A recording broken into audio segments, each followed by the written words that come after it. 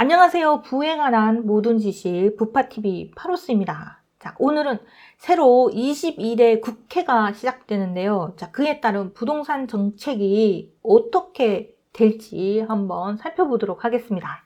자, 지난달 열린 4월 10일 총선 제22대 국회의원 총선거입니다. 자, 그 총선이 범야권의 압승으로 끝나서 자, 오는 30일부터 출범하는 국회에서 부동산 정책 방향이 어떻게 변하게 될지 기추가 모아지고 있는데요.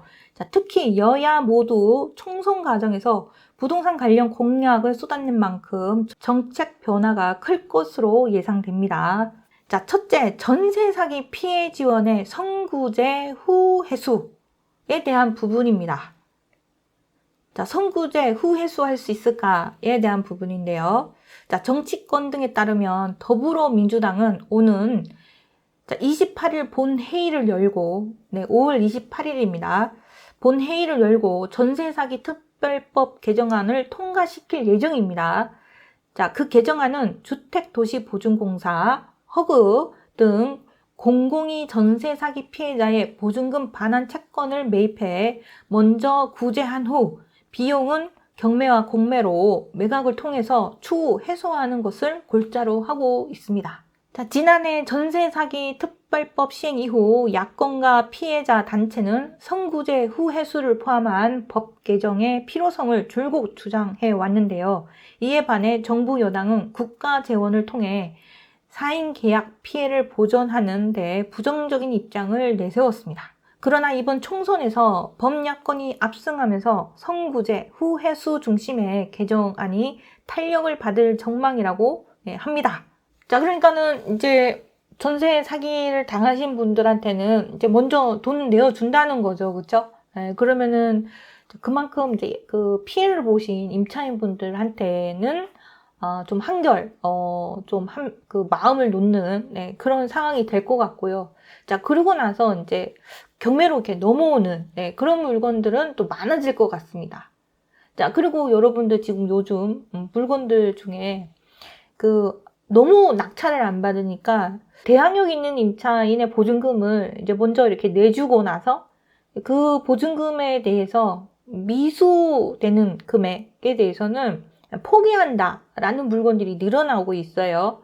그래서 이제 그런 물건들도 눈여겨보시는 것도 괜찮을 것 같습니다. 자, 그런데 문제는요. 자, 과연 이게 될 건가라는 부분이 있는데요. 자, 야권이 국회의석의 3분의 2를 확보하는 데는 실패를 했어요. 자, 그래서 개정안이 통과되더라도 윤석열 대통령이 제2 요구권, 즉 거부권을 행사할 가능성도 남아 있어서 선구제 후 해소 조치가 실제로 이루어질 수 있을지는 아직은 미지수라고 합니다. 자, 둘째, 임대차 3법 재검토입니다. 자, 임대차 3법을 전면적으로 재검토하겠다라는 얘기가 있었는데요. 자, 윤석열 정부는 대통령 후보 시절부터 임대차 시장의 정상화를 내세우면서 임대차법을 전면 재검토하겠다는 공약을 내세운 바가 있습니다. 자, 2020년 7월 도입된 임대차 3법은 계약갱신 청구권, 전월세 상한제, 전월세 신고제 시행을 골자로 하는 것이었습니다.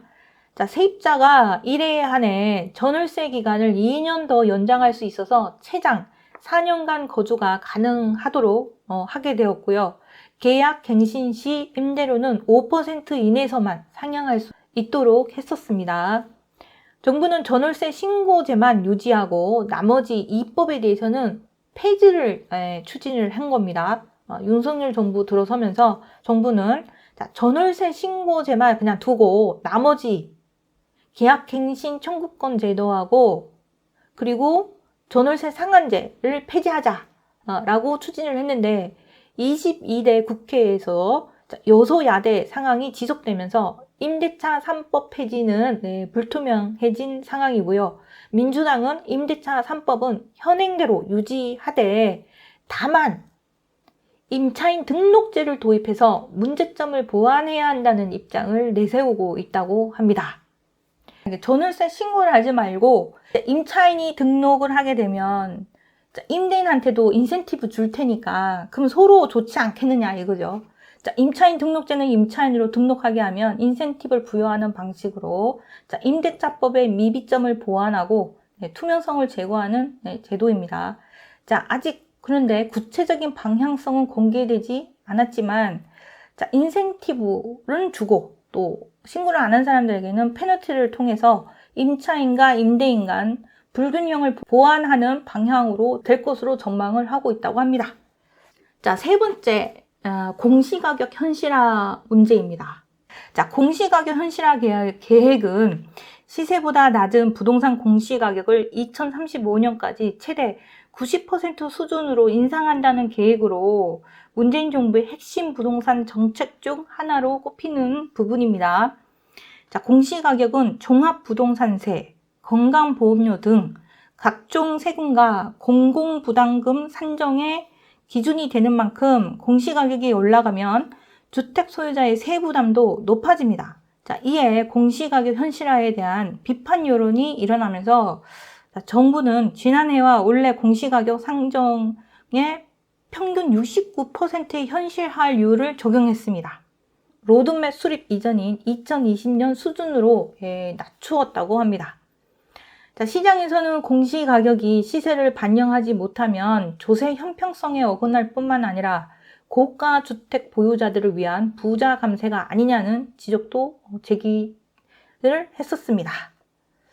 자, 이런 상황에서 공시가 많이 떨어뜨려가지고 집주인분들이 오히려 공시가격 올려달라 좀 그러고 있는 상황이에요. 지난 3월 열린 민생토론회에서 윤 대통령은 지난 정부에서 매년 부동산 공시가격을 인위적으로 올린 결과 집 한 채 가진 사람들도 보유세가 2배로 증가하는 등 국민 부담이 되고 있다며 공시가격 현실화 계획을 전면 폐지하겠다고 밝힌 바 있습니다. 자, 그러나 더불어민주당은 이번 총선 과정에서 공시가격 현실화 로드맵 법제화를 공약으로 내세운 만큼 기존 공시가격 현실화 로드맵은 유지될 것으로 전망이 됩니다. 자, 그런데 9일 윤석열 대통령은 9일 과도한 부동산 세금이 부과되면 경제적 약자인 임차인에게 조세 전가가 이루어진다고 말했다고 합니다. 자, 윤 대통령은 이날 용산 대통령실에서 열린 윤석열 정부 2년 국민보고 및 기자회견에서 있는 사람에게 더 걷겠다는 당초의 의도가 결국은 더 어려운 사람에게 부담으로 돌아가는 일이 많다면서 이렇게 밝혔다고 합니다. 자, 윤 대통령은 지난 정부에서 부동산 매매 가격과 전세 가격이 폭등을 했다며 이 문제는 부동산이라는 자산에 대해 시장 원리를 무시했기 때문에 일어난 일이라고 생각한다고 말했습니다. 자, 이어 수요와 공급이 만나는 시장이 정상적으로 작동하게 하는 것이 중요하다라고 말을 했습니다. 그리고 세금이라는 것도 과도하게 들어가면 시장을 왜곡시킨다고 덧붙였다고 합니다. 자, 이날 윤 대통령은 세금이 과도하게 들어가면 시장이 왜곡된다면서 이 부분에 대해서 부동산 시장에 집과 건물이 충분히 공급될 수 있도록 재건축 규제를 풀고 징벌적인 가세를 완화하며 원활한 대출을 위한 자금 공급으로 자금을 공급하겠다는 겁니다. 원활한 대출을 위한 자금 공급으로 시장을 정상화하는 게 목표라며 중산층과 서민들이 안정적인 주거를 보장받을 수 있도록 국민과 국회를 설득할 것이라고 밝혔습니다. 자, 여전히 대통령하고 민주당과의 또 의견은 여전히 조금은 격차가 있네요. 2024년 5월 9일 취임 2주년 기자회견에서 과도한 부동산 세금 임차인에게 조세 증가된다. 왜곡된 시장을 정상화하겠다라고 하면서 국회를 설득할 것이다 라고 밝혔는데요. 실제로 그렇게 할 수 있을지 한번 지켜봐야 되겠습니다. 자, 근데 또 이렇게만 끝나면 너무 아쉽잖아요. 그래서 하나 더 준비를 했습니다. 자, 여러분 또 오늘 영끌종에 관한 이야기가 좀 오해가 있다는 그런 기사가 나왔습니다. 자, 바로 영끌족. 자, 우리가 오해를 하고 있다는 것인데요. 자, 집을 사기 위해서 영혼까지 끌어모아 대출했다는 영끌족이 2030 세대에 많다. 이런 이제 의견이 많았는데요. 자, 근데 실제로 영끌족이 2030 세대에 얼마나 될까 하고 한번 살펴봤다고 합니다. 집값 상승기에 이렇게 2030 세대가 그 영끌한 이 2030 세대가 무사히 넘겼을까? 집값 상승기에 대출했던 그들은 금리 상승기를 무사히 넘겼을까 하고 궁금했나 봐요. 자, 한국부동산원에서 발간하는 학술지 부동산 분석 최신호 4월에 2030 세대 영끌에 대한 실증 분석이라는 논문이 발간됐습니다.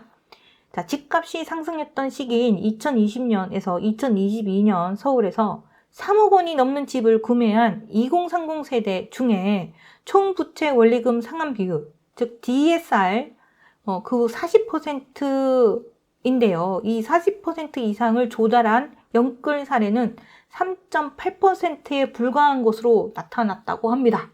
자, 홍종훈 한국도시연구소 연구원과 임재만 세종대 교수는 함께 연구한 논문에서 당시 널리 퍼져 있던 청년 세대의 영끌 담론이 가장됐다고 주장을 하고 있는데요. 자, 청년 세대 내 자산 격차와 부모 찬스와 같은 세대 간 부의 이전이라는 현실이 영끌에 가려졌다는 것입니다. 그래서 2030 세대가 엄청나게 대출을 막 끌어다가 그래서 이제 대출 받아서 집을 산 게 아니라 사실은 부모 찬스를 썼다는 것입니다. 실제 같은 기간 2030 세대의 주택 구입자 중에 빚이 전혀 없거나 가족의 도움을 1억 5천만 원 이상 받은 경우는 영끌족과 비교해 각각 2.8배, 5.1배나 많았다고 합니다. 즉 영끌족이 전체 3.8%에 그친 데 반해 가족으로부터 1억 5천만 원 이상 지원받은 매수자는 19.7%에 달했다고 합니다. 자, 심지어 차입금이 없는 비중도 무려 10.9%로 나타났다고 하네요. 자, 당시에는 청년층이 과도한 주택담보대출과 신용대출을 조달해서 주택을 구입했다는 보도들이 많이 나왔는데요. 영끌의 정의와 조건을 면밀히 고려하지 않은 채 2030 세대의 주택 구입 행위 자체를 영끌로 정의하는 경향까지 있었다는 것입니다. 자, 심지어 소득과 자산이 충분히 뒷받침되는 계층까지 포함되기도 했다는 것입니다. 자, 이에 청년층의 주거 정책에 대한 인식에 부정적인 영향을 미쳤다는 것인데요. 자, 모든 시기의 주택 가격은 높습니다. 왜냐하면 가격은 상대적이기 때문입니다. 베이비 부모가 주택을 매입할 당시에도 주택 가격은 높았고 주택 매수자들은 당연히 영끌을 했습니다. 자, 이거 이제 논문에서 발표한 내용입니다. 자, 논문에서 발표한 내용 속에 이렇게 얘기를 하는 거예요. 자, 모든 시기의 주택 가격은 높습니다. 왜냐하면 가격은 상대적이기 때문입니다. 저도 이 부분 정말 공감하거든요. 자, 한 부분만 이렇게 보고 편협된 시각을 가지고 시장을 봐서는 안 되겠다. 그리고 요즘은 너무 흑백 논리가 너무 강하다 보니까 어렵습니다. 네, 말 한번 하기가 좀 되게 조심스러운 부분이 많습니다. 자, 베이비 부모가 주택을 매입할 당시에도 주택 가격은 높았고 주택 매수자들은 당연히 영끌을 했습니다.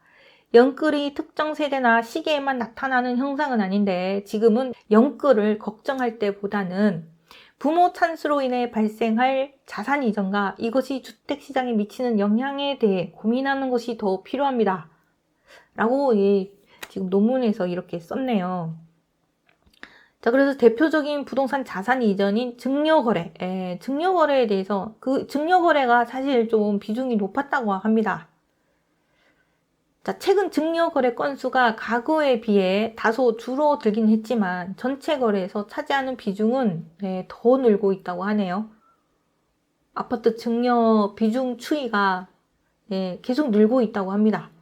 굉장히 많죠. 2011년도에 2.94%, 2.94%. 무슨 선생님, 2.94%가 뭡니까? 학생들한테 혼나요.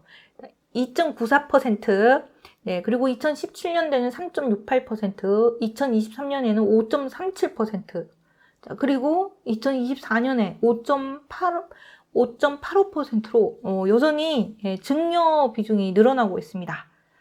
자, 근데 이렇게 증여하는 게 한국만 그런 게 아니래요. 자, 미국도 증여 비중이 높다고 합니다. 자, 올해 3월에 레드핀의 조사에 따르면 밀레니얼 세대와 Z세대 중 3분의 1 이상이 부모나 가족이 증여의 형태로 계약금을 도와줄 것으로 기대를 하고 있다고 합니다. 외국 사람들은 그냥 알아서 사는 거 아니야? 네. 그런 거 아니야? 저도 그렇게 생각을 했거든요. 자, 근데 미국에서도 부모나 가족이 증여의 형태로 계약금을 이제 도와주는 것에 대해서 한 3분의 1 이상이 기대를 하고 있다고 합니다. 자, 이 수치는 5년 전보다 2배나 증가했다 하고요. 2019년 계약금 조달을 위해서 가족으로부터 증여를 받은 비율이 18%였다면 2023년에는 23%로 늘었고 2024년에는 30%를 넘었다고 합니다. 자, 팬데믹 이후 집값은 거의 40%나 상승했으며 작년에만 7%나, 자, 미국 지금 집값 계속 오르고 있잖아요. 작년에만 7%나 상승했다고 합니다. 자, 모기지 금리 또한 급등해서 높은 소득을 올리는 청년들마저 부모의 도움을 받고 있다고 합니다. 자, 한편에서는 미국은 이제 집을 샀을 때 고정금리다. 그래서 뭐 금리가 올라가는 거에 대해서 부담이 좀 많지 않다. 뭐 이렇게 말씀하시는 분도 계시긴 한데요. 자, 그래도 집값이 올라가고 금리도 오르고 하니까 청년들이 지금 미국의 청년들이 소득이 높아도 집을 마련할 수가 없어서 부모의 도움을 받고 있다고 합니다. 전 세계적으로 부모의 재산이 중요한 시대에 있는 것입니다. 자, 부모의 경제력에 따라 계급을 나누는 수저 계급론에서 론이 대출을 뜻하는 발음에 론이 돼버린 셈입니다. 자, 미국에 집 사는데 대출 많이 안 받았어 그러는데 사실은 미국의 부모들이 도와줬다라는 거죠. 미국이 대출, 즉 론을 대신해서 수저 계급론이라는 그런 용어가 나왔다고 합니다. 자, 하지만 모든 사람들이 이를 활용할 수 있는 건 아니고요. 가족의 도움이 없어 집을 구입하지 못하는 젊은 층은 훨씬 더 많은 상황이라고 합니다. 자, 그런 상황에서 영끌이라는 이런 가장된 담론에서 벗어나 세대 간 부의 이전에 대해서 더 많은 고민을 했으면 합니다. 라고 논문에서 밝혔는데요. 자, 그래서 지금 부모 세대가 너무 힘들어요. 노후 준비도 해야 되고 지금 5, 60대이신 분들 너무 힘듭니다. 그러니까 5, 60대, 60대이신 분들 부모님도 이제 모셔야 되고 부모님이 이제 요양원 가시거나 뭐 이런 부분도 다 이렇게 케어를 해야 되고 자, 그리고 이제 자녀들 집을 또 마련해 줘야 되고 막 이러다 보니까 산중으로 지금 허리가 막 휘고 있는 그런 상황입니다. 자, 그래서 이제 이 부모 세대 곧 막 퇴직도 하시고 막 이런 분들도 많으신데 자, 그래서 이제 돈을 좀 더 벌어보겠다고 퇴직금을 가지고 여러 가지 이제 자영업으로 또 뛰어드셨는데 그것도 제대로 되지 않아서 또 돈을 다 날리시고 이러시거든요. 자, 그래서 저는 5, 60대, 특히 60대이신 분들 경제 관련된 공부 좀 많이 좀 하시고 그리고 저도 돈이 별로 없는 상태에서 장사를 해보았기 때문에 정말 한 6개월 정도는 이 자본금이 없이 버티는 거 정말 힘듭니다. 자, 그러고도 살아남느냐 안 살아남느냐 뭐 그런 부분이 있는데요. 자, 혹시 가게를 하신다거나 이런 분들이 계시다면 한 6개월에서 한 1년 정도는 많이 공부를 하고 준비를 하고 나서 그러니까 내가 퇴직을 했으니까 바로 이제 또 돈을 벌어야 돼 라는 조바심을 내지 마시고 한 1년에서 한 2년 정도는 충분히 좀 여유를 가지시고 공부도 하시고 좀 쉬시기도 하시고 그러면서 에너지 충전도 하고 그래서 이제 탄탄히 준비를 하고 그러고 나서 또 뭐 작은 사업이라도 시작을 하시면 좋을 것 같고요. 자, 그리고 무엇보다도 부동산 관련된 거 어차피 자식들한테 증여도 해줘야 되고 자녀들 집 마련도 해줘야 되고 막 그런 부분이 있잖아요. 자, 그러니까 뭐 지금 근데 젊은 세대 분들 중에 부동산에 대해서 또 안 좋게 생각하고 뭐 이런 거 많아요. 근데 우리 부모들은 예, 부동산으로 부를 읽어본 경험도 있고 예, 부동산으로 샀다 팔았다라는 그런 그러니까 매수를 하고 그게 따른 결과 뭐 이런 거에 대한 경험도 있고 하다 보니까 부동산에 대한 예, 감각이 있을 수 있는 부분이 다른 세대보다 더 많습니다. 자, 그래서 저는 다른 어느 것보다도 부동산 시장에 대해서 오른다 안 오른다 또 중요하지만 부동산 시장에 대한 부동산 투자에 대한 공부를 열심히 좀 해두시는 것도 상당히 도움이 많이 되실 거라 생각이 듭니다. 자, 오늘 이렇게 여러 가지 내용으로 네, 살펴봤습니다. 자, 오늘 와주신 모든 분들 너무 감사드리고요. 자, 내일 생방 쉬고 네, 월요일에서 목요일까지로 내일 수업이 있습니다. 수업. 자, 그리고 다음 주 월요일 날 또 부에 관한 모든 지식 부파TV로 만나 뵙도록 하겠습니다. 오늘 와주신 모든 분들 감사드립니다.